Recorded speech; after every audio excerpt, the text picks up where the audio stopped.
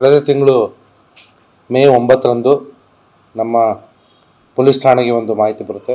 ಪಾಶಾಪುರ ಹೊರವಲಯದಲ್ಲಿ ಒಂದು ಗದ್ದೆಯಲ್ಲಿ ಒಂದು ಕೆನಲ್ ಹತ್ತಿರ ಒಬ್ಬ ಯುವಕನ ರಕ್ತಸಿಕ್ತ ಶವ ದೊರೆತಿದೆ ಅಂತ ಹೇಳಿ ತಕ್ಷಣ ನಮ್ಮ ಪೊಲೀಸರು ಸ್ಥಳಕ್ಕೆ ಧಾವಿಸ್ತಾರೆ.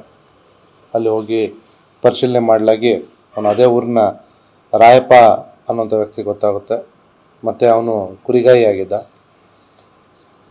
ಈ ವಿಚಾರವಾಗಿ ನಾವು ಸಾಕಷ್ಟು ತನಿಖೆಯನ್ನು ನಡೆಸಿದ್ರು ಕೂಡ ಯಾವುದೇ ಮಾಹಿತಿಗಳು ಲಭ್ಯವಾಗ್ತಾ ಇರಲಿಲ್ಲ. ಈಗಾಗಲೇ ಸ್ಥಳ ಪರಿಶೀಲನೆ ನಡೆಸಿದಾಗ ಆ ಮೃತನಾದಂಥ ವ್ಯಕ್ತಿಯ ಕಣ್ಣಲ್ಲಿ ಖಾರದ ಪುಡಿಯನ್ನು ಹಾಕಿರೋದು ಗೊತ್ತಾಗಿತ್ತು. ಸೊ ಹಾಗಾಗಿ ಆ ಒಂದು ಆ್ಯಂಗಲಲ್ಲಿ ನಾವು ಹಲವು ಆಯಾಮಗಳಿಂದ ತನಿಖೆಯನ್ನು ಮಾಡ್ತಾಯಿದ್ವಿ. ಆದರೂ ಕೂಡ ಯಾವುದೇ ಒಂದು ಸುಳಿವು ಕೂಡ ಸಿಕ್ಕಿರಲಿಲ್ಲ. ಆದರೆ ನಮ್ಮ ಯಮಕನಮರಡಿ ಪೊಲೀಸರು ಛಲಬಿಡದ ತ್ರಿವಿಕ್ರಮನಂತೆ ಸತತವಾಗಿ ಈ ಕೊಲೆಯ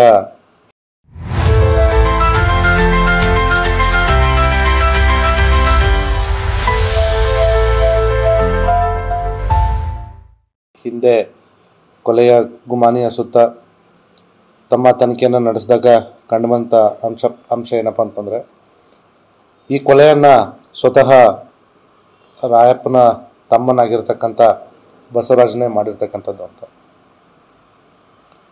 ತುಂಬ ವ್ಯವಸ್ಥಿತವಾಗಿ ಈ ವ್ಯಕ್ತಿ ಕೊಲೆಯನ್ನು ಮಾಡಿದ್ದ. ಹಾಗಾಗಿ ಅಲ್ಲಿ ಯಾವುದೇ ಸುಳಿವುಗಳು ಲಭ್ಯವಿರದೆ ನಮ್ಮ ಪೊಲೀಸರು ಸುಮಾರು ದಿನ ತಮ್ಮ ತನಿಖೆಯನ್ನು ಮಾಡಬೇಕಾಯಿತು.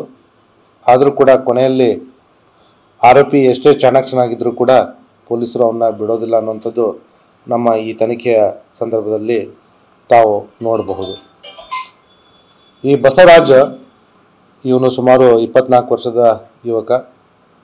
ಇವನು ಕಳೆದ ಸೆಪ್ಟೆಂಬರ್ನಲ್ಲಿ ಕುವೈತ್ಗೆ ಕೆಲಸ ಮಾಡಲಿಕ್ಕೆ ಹೋಗಿದ್ದ. ಅಲ್ಲಿ ಕುವೈತ್ ನ್ಯಾಷನಲ್ ಆಯಿಲ್ ಕಂಪನಿಯಲ್ಲಿ ವಾಲ್ವ್ ಆಪರೇಟರ್ ಆಗಿ ಕೆಲಸ ಮಾಡ್ತಾಯಿದ್ದ. ಆದರೆ ಬೆನ್ನು ನೋವಿದೆ ಅಂದ್ಕೊಂಡು ಕೇವಲ 6 ತಿಂಗಳು ಅಂದರೆ ಮಾರ್ಚ್ನಲ್ಲಿ ಅವನು ವಾಪಸ್ಸು ಬಂದುಬಿಟ್ಟಿದ್ದ. ಇಲ್ಲಿ ಬಂದಾಗಿಂದ ಅವನು ಯಾವುದೇ ಕೆಲಸವನ್ನು ಮಾಡ್ತಾ ಇರಲಿಲ್ಲ. ಈ ಇಡೀ ಕುಟುಂಬಕ್ಕೆ ಈ ಕೊಲೆಯಾದಂಥ ರಾಯಪ್ಪನೇ ಆಧಾರವಾಗಿದ್ದ. ರಾಯಪ್ಪ ಒಬ್ಬನೇ ಮನೇಲಿ ಕೆಲಸ ಮಾಡ್ತಿದ್ದ. ಈ ವಿಚಾರವಾಗಿ ಈ ಸಹೋದರರ ನಡುವೆ ಗಲಾಟೆ ಆಗ್ತಾಯಿತ್ತು. ರಾಯಪ್ಪನಿಗೆ ಇನ್ನೊಬ್ಬನು ಸಹೋದರ ಇದ್ದಾನೆ ದುಂಡಪ್ಪ ಅಂತ. ಅವನು ಕೂಡ 25 ವರ್ಷ PUC ಮುಗಿಸಿದ್ದಾನೆ. ಅವನು ಕೂಡ ಇನ್ನೂ ಯಾವುದೇ ಕೆಲಸವನ್ನು ಮಾಡ್ತಾ ಇರಲ್ಲ. ಆದರೆ ಈ ಬಸವರಾಜ ಇಬ್ಬರು ಸಹೋದರರ ಜೊತೆ ಜಗಳ ಆಡ್ತಾ ಇದ್ದ. ಜೊತೆಗೆ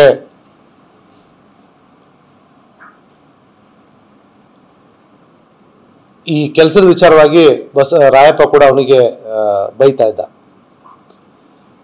ಕೊಲೆಯಾದ ಹಿಂದಿನ ದಿವಸ ನಮಗೆ ಶವ 9ನೇ ತಾರೀಕು ಸಿಕ್ಕಿರ್ತಕ್ಕಂಥದ್ದು. ಆದರೆ 9ನೇ ತಾರೀಕು ಸಿಕ್ಕಿರ್ತಕ್ಕಂಥದ್ದು ಕೊಲೆ ಹಿಂದಿನ ದಿವಸನೇ ಆಗಿರೋದು ನಮಗೆ ಗೊತ್ತಾಗಿದೆ.